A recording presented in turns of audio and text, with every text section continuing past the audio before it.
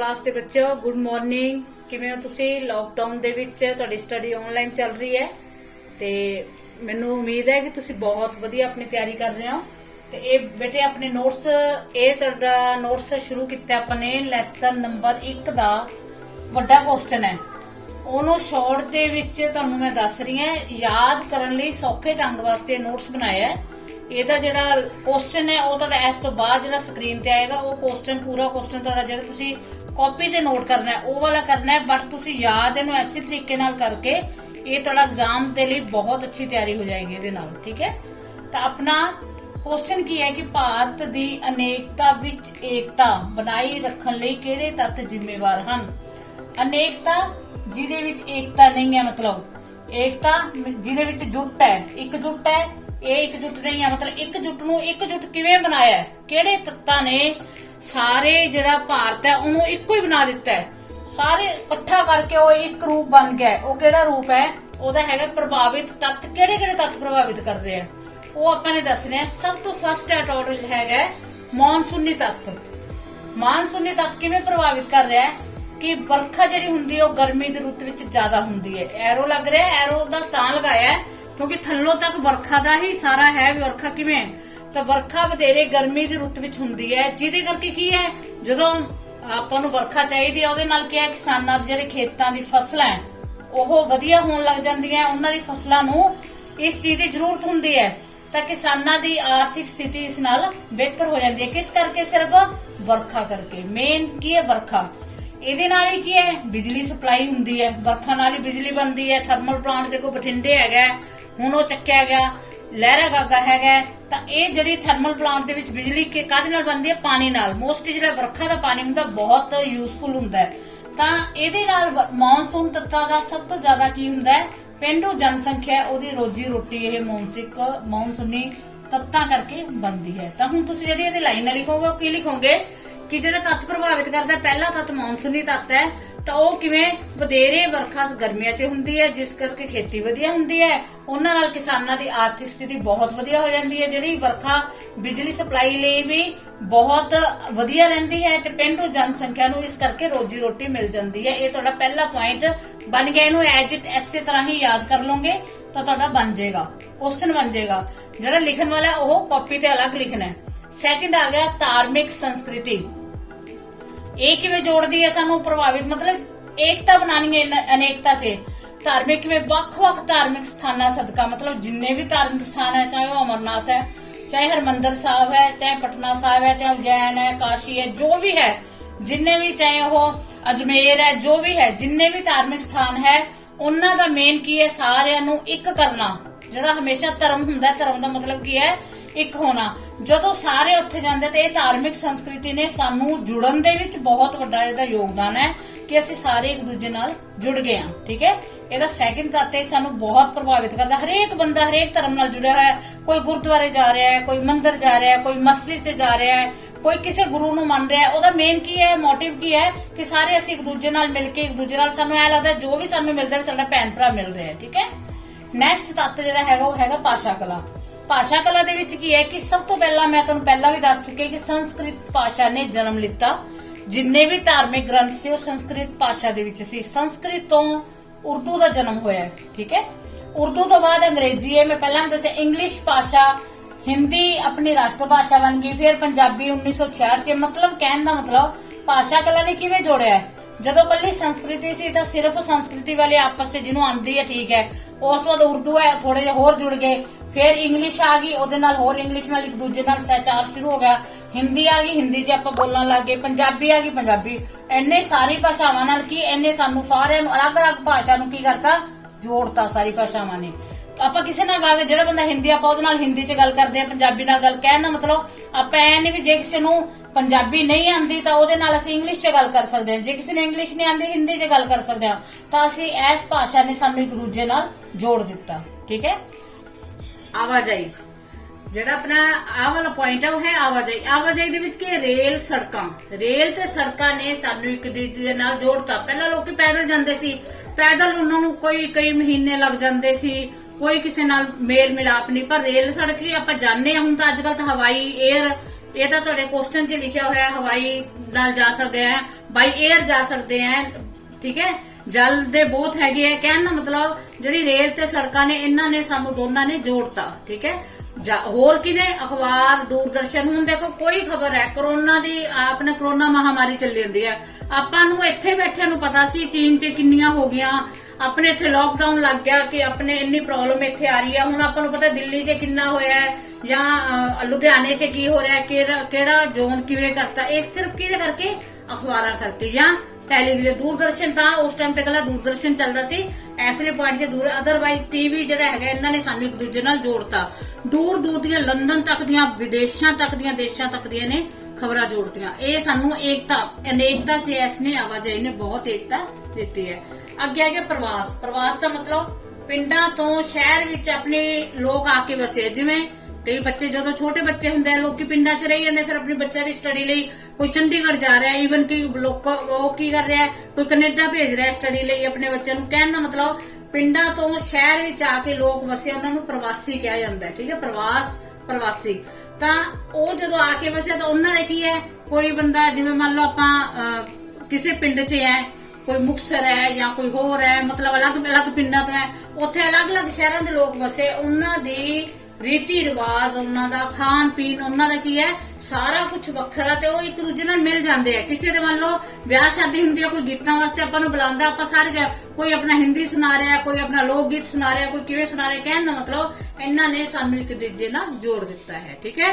ਹੁਣ ਕੀ ਹੈ, ਮੈਂ ਤੁਹਾਨੂੰ ਲਾਸਟ ਦੇ ਵਿੱਚ ਕੀ ਦੱਸਿਆ ਕਿ ਅਨੇਕਤਾ ਵਿੱਚ ਏਕਤਾ ਕਾਹਦੇ ਨਾਲ ਬਣੀ ਹੈ। ਇੱਕ ਤਾਂ ਮੌਨਸੂਨੀ ਤੱਤ, ਫਸਟ ਕਿ ਮੌਨਸੂਨੀ ਤੱਤ ਨਾਲ ਕਿਸਾਨਾਂ ਦੀ ਆਰਥਿਕ ਸਥਿਤੀ ਵਧੇਰੇ ਹੋਈ ਹੈ, ਵਧੇਰੇ ਗਰਮੀ ਦੀ ਰੁੱਤ 'ਚ ਵਰਖਾ ਹੁੰਦੀ ਹੈ, ਜਿਹਨੇ ਪਿੰਡੂ ਜਨਸੰਖਿਆ ਰੋਜੀ ਰੋਟੀ ਦਿੱਤੀ ਹੈ। ਧਾਰਮਿਕ ਸੰਸਕ੍ਰਿਤੀ ਕਰਕੇ ਉਹਨਾਂ ਦੀ ਸਾਡੀ ਜਿਹੜੀ ਹੈਗੀ ਹੈ, ਅਸੀਂ ਭਾਈਚਾਰੇ ਦੀ ਸਾਰਿਆਂ ਦੇ ਵਿੱਚ ਭਾਵਨਾ ਪੈਦਾ ਹੋਈ ਹੈ। ਭਾਸ਼ਾ ਕਲਾ ਕਰਕੇ ਅਸੀਂ ਇੱਕ ਦੂਜੇ ਨਾਲ ਜੁੜ ਗਏ ਹਾਂ। ਸਾਨੂੰ ਅਸੀਂ ਇਸ ਲਈ ਸਾਨੂੰ ਇਹ ਭਾਸ਼ਾ ਨਹੀਂ ਆਉਂਦੀ ਤਾਂ ਅਸੀਂ ਇੱਕ ਭਾਸ਼ਾ ਕਰਕੇ ਨਹੀਂ ਟਿਕੇ ਹੋਏ। ਆਵਾਜਾਈ ਕਰਕੇ, ਰੇਲਾਂ ਸੜਕਾਂ ਕਰਕੇ ਅਸੀਂ ਜੁੜੇ ਹੋਏ ਹਾਂ, ਦੂਰਦਰਸ਼ਨ ਟੀਵੀ ਕਰਕੇ ਜੁੜੇ ਹੋਏ ਹਾਂ, ਪ੍ਰਵਾਸ ਕਰਕੇ ਲੋਕਾਂ ਦੇ ਆਪਸੀ ਸਹਿਚਾਰ। ਇਹ ਭਾਰਤ ਦੀ ਅਨੇਕਤਾ ਵਿੱਚ ਏਕਤਾ ਹੈ। ਇਸ ਤੋਂ ਬਾਅਦ ਬੇਟੇ ਸਕਰੀਨ ਤੇ ਤੁਹਾਡੇ ਕੁਐਸਚਨ, ਜਿਹੜਾ ਕੁਐਸਚਨ ਐਕਚੁਅਲੀ ਉਹਦੇ ਵਿੱਚ ਹੈ, ਤੁਸੀਂ ਐਂ ਵੀ ਲਿਖ ਸਕਦੇ ਹੋ। ਬਹੁਤ ਸ਼ਾਬਾਸ਼ ਹੋਊਗੀ ਜਿਹੜੇ ਬੱਚੇ ਇਸ ਨੋਟਸ ਨੂੰ ਲੈ ਕੇ ਐਸੇ ਚੋਂ ਕੁਐਸਚਨ ਬਣਾ ਦੇਣਗੇ, ਉਹਨਾਂ ਵਰਗੀ ਤਾਂ ਬੱਚਾ ਬਹੁਤ ਇੰਟੈਲੀਜੈਂਟ ਬੱਚੇ ਦਾ ਕੰਮ ਹੈ। ਜੇ ਤੁਸੀਂ ਇਹਨਾਂ ਦੀ ਬਣਾ ਦੋ, ਤੁਹਾਨੂੰ ਪੁਆਇੰਟ ਮਿਲੇ ਹੋਏ ਆ, ਤੁਸੀਂ ਸਿਰਫ ਇਹਨੂੰ ਉਹ ਕਰਨਾ ਹੈ। ਤੇ ਜੇ ਤੁਸੀਂ ਬਾਕੀ ਜੇ ਗਾਈਡ ਵਾਲਾ ਕੁਐਸਚਨ ਹੈ ਜਾਂ ਆਪਾਂ ਬੁੱਕ ਵਾਲਾ ਕੁਐਸਚਨ ਹੈ, ਉਹ ਤੁਹਾਡਾ ਸਕਰੀਨ ਤੇ ਸ਼ੋ ਹੋ ਰਿਹਾ ਹੈ, ਉਹਨੂੰ ਤੁਸੀਂ ਸਕਰੀਨਸ਼ਾਟ ਖਿੱਚ ਕੇ ਜਾਂ ਜਿਵੇਂ ਵੀ ਹੈ ਤੇ ਉਹ ਤੁਸੀਂ ਕੁਐਸਚਨ ਨੋਟ ਕਰ ਲਿਓ। ਇਸ ਤੋਂ ਅੱਗੇ ਮੈਂ ਇੱਕ ਹੋਰ ਕੁਐਸਚਨ ਦਾ ਨੋਟਸ ਦੇ ਰਹੀ ਹਾਂ, ਉਹ ਵੀ ਤੁਸੀਂ ਧਿਆਨ ਦੇਣਾ। ਇਹਨਾਂ ਦੇ ਬਾਅਦ ਮੈਂ ਇਹਨਾਂ ਕੁਐਸਚਨਾਂ ਵਿੱਚੋਂ ਹੀ ਕੁਝ ਕੁਐਸਚਨ ਪਾਉਂਗੀ ਜਿਹੜੇ ਤੁਸੀਂ ਮੈਨੂੰ ਕਮੈਂਟ ਬਾਕਸ ਦੇ ਵਿੱਚ ਉਹਨਾਂ ਦਾ ਆਨਸਰ ਦੇਣਾ ਹੈ, ਜਿਨ੍ਹਾਂ ਦਾ ਤੁਹਾਨੂੰ ਰਿਵਾਰਡ ਮਿਲੇਗਾ, ਠੀਕ ਹੈ ਬੇਟਾ। ਨੈਕਸਟ ਕੁਐਸਚਨ ਆ ਰਿਹਾ ਹੁਣ। ਓਕੇ, ਭਾਰਤ ਦੀ ਭੂਗੋਲਿਕ ਸਥਿਤੀ ਦਾ ਦੇਸ਼ ਦੀ ਸੁਰੱਖਿਆ, ਜਲਵਾਯੂ, ਵਪਾਰ ਅਤੇ ਸੱਭਿਆਚਾਰ ਉੱਤੇ ਕੀ ਪ੍ਰਭਾਵ ਪੈਂਦਾ ਹੈ, ਠੀਕ ਹੈ। ਆਪਾਂ ਨੇ ਇਸ ਤੋਂ ਪਹਿਲੇ ਵਾਲਾ ਕੁਐਸਚਨ ਅਨੇਕਤਾ ਵਿੱਚ ਏਕਤਾ ਕੀਤੀ ਸੀ, ਉਹਦੇ ਨਾਲ ਹੀ ਹਲਕਾ ਜਿਹਾ ਮਿਲਦਾ ਜੁਲਦਾ ਇਹ, ਕਿਉਂਕਿ ਉਹਦੇ ਵਿੱਚ ਕਾਫੀ ਪੁਆਇੰਟ ਹੈ ਜਿਹੜੇ ਮਿਲਣ ਜੁਲਣ ਵਾਲੇ। ਤਾਂ ਪਹਿਲਾਂ ਆਪਾਂ ਨੇ ਦੱਸਣਾ ਹੈ ਕਿ ਜਿਹੜਾ ਆਪਣਾ ਭਾਰਤ ਹੈ ਉਹ ਕਿੱਥੇ ਸਥਿਤ ਹੈ। ਉਹ ਏਸ਼ੀਆ ਮਹਾਦੀਪ ਦੇ ਦੱਖਣ ਵਿੱਚ ਸਥਿਤ ਹੈ, ਠੀਕ ਹੈ। ਉਹ ਏਸ਼ੀਆ ਮਹਾਦੀਪ ਦੇ ਦੱਖਣ ਵਿੱਚ, ਆ ਦੇਖੋ ਏਸ਼ੀਆ ਮਹਾਦੀਪ ਦਾ ਮੈਪ ਬਣਿਆ ਹੋਇਆ ਹੈ, ਆ ਸਾਊਥ ਹੈ, ਇਹਦੇ ਵਿੱਚ ਇਹ ਆਪਣਾ ਭਾਰਤ ਸਥਿਤ ਹੈ, ਠੀਕ ਹੈ। ਇਹ ਐਸੇ ਲਈ ਤੁਹਾਡੇ ਸਮਝਣ ਲਈ ਇਹ ਮੈਪ ਬਣਾ ਕੇ ਦਿੱਤਾ ਹੈ। ਅੱਛਾ, ਇਹਦੇ ਵਿੱਚ ਹੁਣ ਇਹਦਾ ਹੈ ਪਹਿਲਾ ਪੁਆਇੰਟ ਹੈ ਦੇਸ਼ ਦੀ ਸੁਰੱਖਿਆ। ਸਭ ਤੋਂ ਪਹਿਲਾਂ ਆਪਾਂ ਲੈਣੇ ਆ ਦੇਸ਼ ਦੀ ਸੁਰੱਖਿਆ, ਠੀਕ ਹੈ। ਸੁਰੱਖਿਆ, ਦੇਸ਼ ਦੀ ਸੁਰੱਖਿਆ ਕਿਵੇਂ ਇਹਦੇ ਵਿੱਚ ਕੀਤੀ ਗਈ ਹੈ। ਜਿਹੜੀ ਇਹਦੀ ਲੰਮੀ ਤਟ ਰੇਖਾ ਹੈ, ਠੀਕ ਹੈ, ਲੰਮੀ ਤਟ ਰੇਖਾ ਦੀ ਸੁਰੱਖਿਆ ਕੌਣ ਕਰਦਾ ਹੈ, ਜਲ ਸੈਨਾ। ਕਰਨੀ ਆਪਾਂ ਨੇ ਲੈਂਥੀ ਲਾਈਨ ਹੈ। ਇੱਕ ਤੁਹਾਡੇ ਯਾਦ ਕਰਨ ਲਈ ਇਹ ਸੌਖਾ ਢੰਗ ਹੈ, ਜਿਹੜੀ ਥਲੀ ਸਰਹੱਦਾਂ ਹਨ ਉਹਨਾਂ ਦੀ ਕੌਣ ਕਰਦਾ ਹੈ, ਥਲੀ ਅਤੇ ਹਵਾਈ ਫੌਜ, ਠੀਕ ਹੈ। ਥਲੀ ਅਤੇ ਹਵਾਈ ਫੌਜਾਂ ਇਸ ਦੀ ਸੁਰੱਖਿਆ ਕਰਦੀਆਂ ਹਨ, ਠੀਕ ਹੈ। ਇਹ ਕਿਹੜੀ ਪ੍ਰੋਬਲਮ ਤੋਂ ਇਹਨਾਂ ਨੂੰ ਬਚਾਉਂਦੀਆਂ, ਇੱਕ ਤਾਂ ਜਿਹੜਾ ਗੁਆਂਢੀ ਦੇਸ਼ ਹੈ ਉਹਨਾਂ ਦੇ ਹਮਲਿਆਂ ਤੋਂ ਇਸ ਤੋਂ ਬਚਾਉਂਦੇ ਹੈ, ਦੂਜਾ ਸ਼੍ਰੀਲੰਕਾ ਨੂੰ ਅੱਤਵਾਦ ਤੋਂ ਬਚਾਇਆ ਗਿਆ ਹੈ, ਠੀਕ ਹੈ। ਇਸ ਤਰ੍ਹਾਂ ਕਰਕੇ ਜਿੰਨੀ ਵੀ ਸੁਰੱਖਿਆ ਹੈ ਉਹ ਸਾਰੀ ਸਾਡੇ ਜਵਾਨਾਂ ਦੇ ਹੱਥ ਵਿੱਚ ਹੈ, ਚਾਹੇ ਉਹ ਜਲ ਸੈਨਾ ਦੇ ਜਵਾਨ ਹੈ, ਚਾਹੇ ਉਹ ਹਵਾਈ ਸੈਨਾ ਦੇ ਜਵਾਨ ਹੈ, ਚਾਹੇ ਜਿਹੜੇ ਵੀ ਜਵਾਨ ਹਨ ਉਹਨਾਂ ਨੇ ਆਪਣੇ ਦੇਸ਼ ਨੂੰ ਪੂਰਾ ਸੁਰੱਖਿਅਤ ਕੀਤਾ ਹੋਇਆ ਹੈ, ਠੀਕ ਹੈ ਬੇਟਾ। ਨੈਕਸਟ ਪੁਆਇੰਟ ਹੈਗਾ ਆਪਣਾ, ਉਹਦੇ ਵਿੱਚ ਦੇਖੋ ਪ੍ਰਸ਼ਨ 'ਚ ਸੁਰੱਖਿਆ, ਜਲਵਾਯੂ ਤੇ ਵਪਾਰ, ਠੀਕ ਹੈ। ਵਪਾਰ ਦੇ ਵਿੱਚ ਮੈਂ ਤੀਜੇ ਪੁਆਇੰਟ ਤੇ ਵਪਾਰ ਲਿਖਿਆ ਹੋਇਆ ਹੈ। ਸੈਕਿੰਡ ਜਿਹੜਾ ਪੁਆਇੰਟ ਹੈ ਉਹਦੇ ਵਿੱਚ ਮੈਂ ਤੁਹਾਨੂੰ ਦੱਸਦੀ ਹਾਂ ਕਿ ਜਲਵਾਯੂ, ਜਿਹੜਾ ਇਹ ਵਾਲਾ ਪੁਆਇੰਟ ਹੈ ਇਹ ਹੈਗਾ ਇਹਦਾ ਜਲਵਾਯੂ। ਠੀਕ ਹੈ, ਜਲਵਾਯੂ ਦੇ ਵਿੱਚ ਕੀ ਹੈ ਕਿ ਹਿਮਾਲਿਆ ਅਤੇ ਹਿੰਦ ਮਹਾਸਾਗਰ ਹੈ ਜਿਹੜੇ, ਠੀਕ ਹੈ, ਆਪਣੇ ਭਾਰਤ ਦੇ ਵਿਚਕਾਰ ਜਿਹੜੇ ਹੈਗੇ ਆ, ਇਹ ਹੈ ਭਾਰਤ ਉਹਨਾਂ ਦੇ ਬਿਲਕੁਲ ਵਿਚਕਾਰ ਹੈ, ਜਿਹਦੇ ਕਰਕੇ ਆਪਾਂ ਨੂੰ ਇਹਨਾਂ ਦਾ ਬਹੁਤ ਫਾਇਦਾ ਹੋਇਆ। ਇਹ ਆਪਣੇ ਲਈ ਇੱਕ ਵਰਦਾਨ ਸਿੱਧ ਹੋਇਆ ਹੈ। ਇਹਨਾਂ ਕਰਕੇ ਮੌਨਸੂਨ ਪੌਣਾ ਹੈਗੀਆਂ ਜਿਹੜੇ ਕਿ ਜ਼ਿਆਦਾ ਹਿੱਸੇ ਵਿੱਚ ਕੀ ਕਰਦੇ, ਗਰਮੀ ਵਿੱਚ ਵਰਖਾ ਕਰਦੀਆਂ, ਜਿਹਦੇ ਲਈ ਮੈਂ ਤੁਹਾਨੂੰ ਪਿਛਲੇ ਕੁਐਸਚਨ 'ਚ ਵੀ ਦੱਸਿਆ ਸੀ ਕਿ ਆਪਣੇ ਕਿਸਾਨਾਂ ਦੀਆਂ ਜ਼ਮੀਨਾਂ ਜਿਹੜੇ ਉਹ ਹੈ ਫਸਲਾਂ ਹੈ ਉਹਦੇ ਲਈ ਵਰਦਾਨ ਸਿੱਧ ਹੁੰਦੀਆਂ ਹਨ। ਦੱਖਣੀ ਪੂਰਬੀ ਭਾਗ ਵਿੱਚ ਸਰਦੀ 'ਚ ਵਰਖਾ ਹੁੰਦੀ ਹੈ, ਅਦਰਵਾਈਜ਼ ਗਰਮੀ 'ਚ ਵਰਖਾ ਹੁੰਦੀ ਹੈ, ਕਿ ਜਿਹੜੀ ਕਿ ਸਾਡੇ ਲਈ ਵਰਦਾਨ ਸਿੱਧ ਹੋਈਆਂ ਹੈ। ਇਹਦਾ ਰੀਜ਼ਨ ਕੀ ਹੈ ਕਿ ਇਹ ਵਿਚਕਾਰ ਹੋਣ ਕਰਕੇ ਜਿਹੜਾ ਹਿਮਾਲਿਆ, ਜਦੋਂ ਮੌਨਸੂਨ ਪੌਣਾ ਆਉਂਦੀਆਂ ਤਾਂ ਹਿਮਾਲਿਆ ਪਰਬਤ ਬਹੁਤ ਉੱਚਾ ਹੈ, ਇਹਦੇ ਨਾਲ ਇਹ ਟਕਰਾ ਜਾਂਦੀਆਂ ਹੈ, ਜਿਹਦੇ ਕਰਕੇ ਆਪਣੇ ਐਸੇ ਭਾਗ ਵਿੱਚ ਵਰਖਾ ਜ਼ਿਆਦਾ ਹੁੰਦੀ ਹੈ। ਠੀਕ ਹੈ, ਨੈਕਸਟ ਆਪਣਾ ਹੈਗਾ ਵਪਾਰ। ਤੀਜਾ ਪੁਆਇੰਟ ਆਪਣਾ ਹੈ ਵਪਾਰ। ਹਿੰਦ ਮਹਾਸਾਗਰ ਦੇ ਜਿੰਨੇ ਰਸਤੇ ਨਿਕਲਦੇ ਉਹ ਭਾਰਤ ਮਹਾਸਾਗਰ ਚੋਂ, ਭਾਰਤ ਚੋਂ ਨਿਕਲਦੇ ਹਨ, ਮਹਾਸਾਗਰ ਨਹੀਂ ਭਾਰਤ ਵਿੱਚੋਂ ਨਿਕਲਦੇ ਹਨ। ਆ ਦੇਖੋ ਹਿੰਦ ਮਹਾਸਾਗਰ ਹੈ, ਇਹਦੇ ਜਿਹੜੇ ਰਸਤੇ ਦੇਖੋ ਇਧਰੋਂ ਹਿਮਾਲਿਆ, ਇਧਰੋਂ ਸਾਰਾ ਇਹ ਬਹੁਤ ਉੱਚੇ ਪਰਬਤਾਂ ਨਾਲ ਉਹ ਹੋਇਆ ਵਾ। ਠੀਕ ਹੈ, ਤਾਂ ਇਹਦੇ ਕਰਕੇ ਜਿੰਨੇ ਇਹਦੇ ਰਸਤੇ ਇਹ ਨਿਕਲਦੇ ਆ ਭਾਰਤ ਵਿੱਚੋਂ ਨਿਕਲਣ ਕਰਕੇ ਦੋ ਰਸਤੇ, ਕੁਝ ਰਸਤੇ ਤਾਂ ਯੂਰਪ ਤੇ ਅਮਰੀਕਾ ਨਾਲ ਜੁੜ ਜਾਂਦੇ ਆ, ਕੁਝ ਰਸਤੇ ਆਸਟ੍ਰੇਲੀਆ ਤੇ ਪੂਰਬੀ ਏਸ਼ੀਆ ਨਾਲ ਜੁੜ ਜਾਂਦੇ, ਜਿਹਦੇ ਨਾਲ ਕਿ ਇਹਨਾਂ ਨਾਲ ਆਪਣਾ ਜਿਹੜਾ ਹੈਗਾ ਵਪਾਰ ਸੰਭਵ ਹੈ। ਅਸੀਂ ਉਹਨਾਂ ਨਾਲ ਵਪਾਰ ਕਰ ਸਕਦੇ ਹਾਂ ਕਿਉਂਕਿ ਰਸਤੇ ਹੀ ਭਾਰਤ ਵਿੱਚੋਂ ਨਿਕਲਦੇ ਇਹਨਾਂ ਦੇ। ਠੀਕ ਹੈ, ਨੈਕਸਟ ਪੁਆਇੰਟ ਹੈਗਾ ਆਪਣਾ ਸੱਭਿਆਚਾਰ। ਸੱਭਿਆਚਾਰ ਦੇ ਵਿੱਚ ਦੇਖੋ ਉੱਤਰ ਪੱਛਮੀ ਦਰਿਆ ਤੋਂ ਆ ਰਿਹਾ ਯੂਨਾਨੀ, ਤੁਰਕ, ਮੁਗਲ, ਹੋਰ ਕਈ ਜਾਤਾਂ। ਦੇਖੋ ਇੱਧਰ ਹੈਗਾ ਪਹਾੜ, ਬਹੁਤ ਉੱਚਾ ਹਿਮਾਲਿਆ ਪਰਬਤ ਹੈ। ਠੀਕ ਹੈ, ਹਿਮਾਲਿਆ ਪਰਬਤ ਹੋਣ ਕਰਕੇ ਇਹਨਾਂ ਨੂੰ ਕਿਤੋਂ ਰਸਤਾ ਨਹੀਂ ਹੈ। ਇੱਧਰ ਬੰਗਾਲ ਦੀ ਖਾੜੀ ਹੋ ਗਈ, ਇੱਧਰ ਅਰਬ ਸਾਗਰ ਹੋ ਗਿਆ, ਆ ਹੋ ਗਿਆ ਉੱਤਰ ਪੱਛਮੀ, ਤਾਂ ਇਧਰੋਂ ਹੀ ਰਸਤਾ ਜਿਹੜਾ ਹੈਗਾ ਭਾਰਤ ਦੇ ਇੱਧਰ ਜਿੰਨੀਆਂ ਜੇ ਆ ਰਿਹਾ ਯੂਨਾਨੀ, ਤੁਰਕੀ, ਮੁਗਲ, ਇਹ ਸਾਰੀਆਂ ਜਾਤਾਂ ਇੱਧਰ ਹੀ ਆਈਆਂ। ਠੀਕ ਹੈ, ਆ ਜਿਹੜਾ ਰਸਤਾ ਸਿਰਫ ਹੈ ਹੀ ਆਹ ਰਸਤਾ, ਹੋਰ ਕੋਈ ਰਸਤਾ ਹੀ ਨਹੀਂ। ਜਾਂ ਆ ਰਸਤਾ ਜਾਂ ਇੱਧਰ ਤਾਂ ਤੁਰਕੀ, ਇਹ ਤੁਹਾਨੂੰ ਡਿਟੇਲ ਚ ਨਹੀਂ ਦੱਸਿਆ ਗਿਆ ਕਿਉਂ ਬਹੁਤ ਹਾਈ ਲੈਵਲ ਦਾ ਹੈ। ਤਾਂ ਇਸ ਲਈ ਇਹ ਰਸਤਾ ਇਧਰੋਂ ਪਹਾੜਾਂ ਨਾਲ ਘਿਰਿਆ ਹੋਣ ਕਰਕੇ, ਬੰਗਾਲ ਦੀ ਖਾੜੀ ਕਰਕੇ ਹੋਣ ਕਰਕੇ ਇਧਰੋਂ ਨਿਕਲਣ ਵਾਸਤੇ ਰਸਤਾ ਹੀ ਨਹੀਂ ਹੈ। ਇਸ ਕਰਕੇ ਸਾਰੀ ਜਾਤਾਂ ਆ ਕੇ ਇੱਥੇ ਭਾਰਤ ਦੇ ਵਿੱਚ ਵਸ ਗਏ, ਆਪਣੇ ਇਸ ਇੰਡੀਆ ਦੇ ਵਿੱਚ ਵਸ ਗਏ। ਹੁਣ ਕੀ ਹੈ, ਇਹਦੇ ਕਰਕੇ ਅਲੱਗ-ਅਲੱਗ ਇਹਨਾਂ ਦੀ ਅਲੱਗ ਭਾਸ਼ਾ, ਇਹਨਾਂ ਦੀ ਅਲੱਗ ਹੈ, ਇਹਨਾਂ ਦੀ ਅਲੱਗ ਹੈ, ਮੁਗਲਾਂ ਦੀ ਅਲੱਗ ਹੈ, ਤੁਰਕੀ ਦੇ ਅਲੱਗ ਹੈ, ਯੂਨਾਨੀ, ਹਰੇਕ ਅਲੱਗ-ਅਲੱਗ ਭਾਸ਼ਾ ਦੇ ਲੋਕ ਇੱਥੇ ਆ ਕੇ ਵਸੇ। ਉਹਨਾਂ ਦੇ ਰੀਤੀ ਰਿਵਾਜ ਅਲੱਗ ਹੈ, ਉਹਨਾਂ ਦੇ ਮੇਲ ਮਿਲਾਪ ਅਲੱਗ ਹੈ, ਉਹਨਾਂ ਦੇ ਜੋ ਵੀ ਉਹਨਾਂ ਦੀ ਲੈਂਗੁਏਜ ਹੈ, ਉਹਨਾਂ ਦਾ ਸੱਭਿਆਚਾਰ ਵੱਖਰਾ ਹੈ, ਕਿਸੇ ਦਾ ਕੋਈ ਸੱਭਿਆਚਾਰ ਹੈ। ਇਸ ਕਰਕੇ ਹੀ ਸਾਡੇ ਵੱਖਰਾ ਸੱਭਿਆਚਾਰ ਮਿਲਦਾ ਹੈ। ਹੁਣ ਇਹੀ ਕੁਐਸਚਨ ਜਿਹੜਾ ਆਪਾਂ ਨੇ ਪਹਿਲਾਂ ਕੀਤਾ ਸੀ, ਉਹ ਆਪਾਂ ਨੇ ਕੀਤਾ ਸੀ ਭਾਰਤ ਦੀ ਅਨੇਕਤਾ ਵਿੱਚ ਏਕਤਾ, ਉਹਦੇ ਲਈ ਵੀ ਇਹੀ ਤੱਤ ਜ਼ਿੰਮੇਵਾਰ ਸੀ। ਤੇ ਭੂਗੋਲਿਕ ਸਥਿਤੀ ਦਾ ਜਿਹੜਾ ਇਹਦੇ ਵਿੱਚ ਸੱਭਿਆਚਾਰ ਵਾਲਾ ਪੁਆਇੰਟ ਹੈ, ਇਹਦੇ ਵਿੱਚ ਵੀ ਉਹੀ ਹੈ।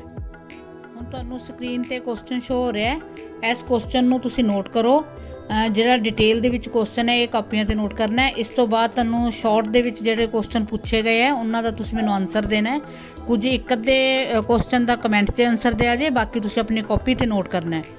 ਤੇ ਬੜੇ ਧਿਆਨ ਨਾਲ, ਮੈਂ ਕੋਸ਼ਿਸ਼ ਕੀਤੀ ਤੁਹਾਨੂੰ ਬਹੁਤ ਵਧੀਆ ਤਰ੍ਹਾਂ ਸਮਝਾਇਆ ਜਾਵੇ ਤੇ ਇਸ ਨੂੰ ਚੰਗੀ ਤਰ੍ਹਾਂ ਸਮਝ ਕੇ ਕਰਨਾ ਹੈ। ਓਕੇ, ਥੈਂਕ ਯੂ ਬੇਟਾ, ਬਹੁਤ ਬਹੁਤ ਥੈਂਕਸ ਬੇਟੇ।